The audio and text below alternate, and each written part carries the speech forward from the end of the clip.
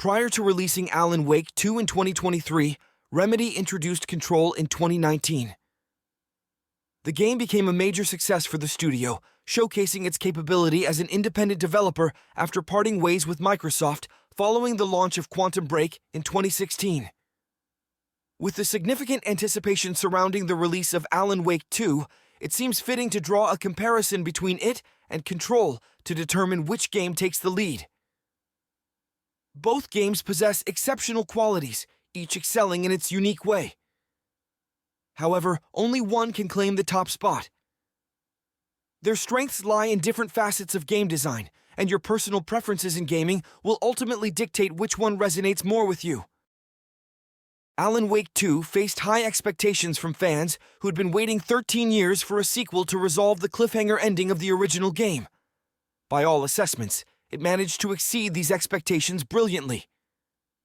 The game adeptly clarifies what could have been a perplexing and intricate plot, yet retains enough ambiguity to evoke the same curiosity found in the greatest supernatural horror stories. Control also delves into the realm of the supernatural, but its emphasis leans more towards constructing an expansive world rather than intricacies in storytelling. Playing Control is an immersive experience, offering smooth movement, dynamic navigation, and engaging combat and shooting mechanics. Combat scenarios unfold in open spaces, where adversaries approach from various directions. Each battle showcases elements of the oldest house shifting around as you employ your abilities to eliminate the hiss. In contrast, Alan Wake 2 deliberately maintains a weightier feel, often pitting you against only a handful of enemies at once. While this approach sets a specific tone, it can make traversing the game world less dynamic. Nevertheless, the shooting mechanics remain robust and reliable. Remedy has integrated live-action elements in their game since Quantum Break. Even earlier instances, such as the employment of photos as comic book panels in the Max Payne game, serve as an example. Control made strides in blending live-action footage with gameplay, but Alan Wake 2 elevated this approach to a new level. In The Dark Place, entire scenes are depicted through live-action sequences, intensifying the otherworldly ambience of the setting. It defies conventional expectations by using live-action footage to render an area less realistic, yet this technique adds a notably surreal quality to the chapter set in The Dark Place. Alan Wake 2 offers a relatively linear journey despite its open environments. While there are collectibles that enrich the narrative, none are vital for grasping the complete plot. In Control, the Old House features numerous side quests that unveil insights into the workings of the Federal Bureau of Control and the individuals behind it. This not only provides a deeper understanding of the game's world, but also offers players more agency in shaping their Control experience. Players can opt for a swift progression through the main story, or dive into the additional side quests, leading to a more substantial and enriched campaign.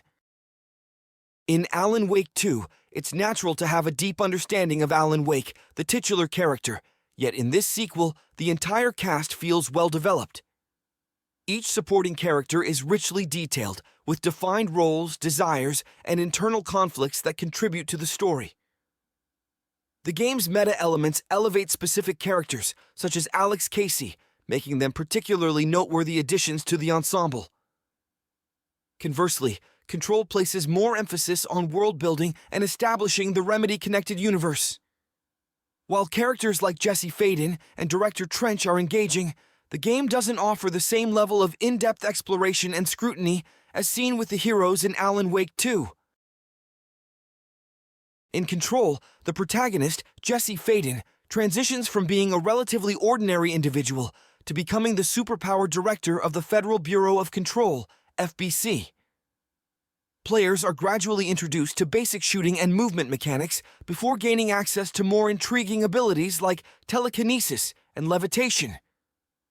Although you acquire weapon upgrades and enhancements in Alan Wake 2, they don't carry the same level of significance as the upgrades seen in Control. By the end of Alan Wake 2, Alan Wake and Saga largely feel unchanged, even after obtaining upgrades. The dual protagonists in Alan Wake 2 create a distinctive storytelling and gameplay dynamic. While both characters share similar controls, they possess mechanics that influence their progression through the plot. Saga's Mind Place methodically unravels the mystery, whereas Alan's writer's room dynamically alters the dark place during the gameplay. Irrespective of the order in which you play their stories, the parallel narratives prompt contemplation about the concept of time within the plot and its implications for the peculiar occurrences in Bright Falls. In Alan Wake 2, the initial 2 to 4 hours set the stage before the events intensify. These initial chapters primarily involve navigating through story developments.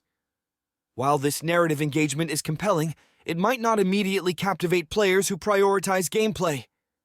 Conversely, Control thrusts players into action almost as soon as Jesse Faden steps into the old house, maintaining an immediate engagement without compromising the storyline. The gradual build-up in Alan Wake 2 yields a rewarding payoff, but demands patience, whereas Control offers immediate gratification. The strengths of Control primarily revolve around its gameplay, but these aspects alone might not be sufficient to outshine Alan Wake 2. Any criticisms regarding Alan Wake 2's slow start and weightier controls become less significant once the plot gains momentum, delivering an incredibly thrilling experience, one of the most exhilarating journeys of this gaming generation. The depth and intricacy of the story in Alan Wake 2 offer ample discussion points, significantly heightening the anticipation for the future of the series and the developer. It's important to note that Alan Wake 2's success is also a win for Control, considering they both stem from the same developer and exist within the same narrative universe. This parallel development sparks excitement about what these series may unfold in the future.